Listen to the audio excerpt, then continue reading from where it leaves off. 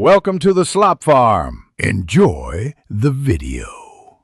In this video, I will explain how to chrome bike parts at home. Before starting, prioritize safety. Always wear chemical-resistant gloves and eye protection to shield yourself from splashes. Work in a very well-ventilated area, perhaps outdoors or with strong exhaust fans, to prevent inhaling any fumes. Familiarize yourself with all chemical safety data sheets for the solutions you will be using. Your well-being is paramount throughout this process. Proper preparation is crucial for a successful chrome finish.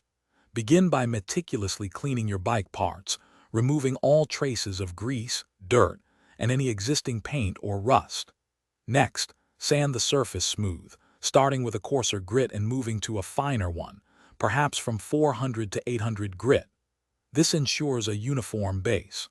Finally, degrease the parts completely with a strong solvent to eliminate any remaining oils or contaminants. Now for the exciting part, electroplating. First, prepare your plating bath with the specific chroming solution and appropriate anodes. Connect your power supply, making sure the bike part acts as the cathode or negative terminal, and the anode is positive.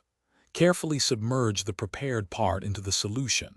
Apply a low voltage, usually between 3 and 6 volts, and allow the chroming process to begin. Monitor it closely for an even coating.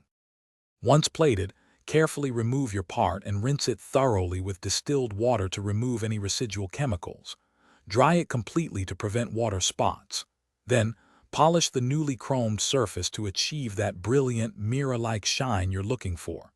This final step truly brings out the luster.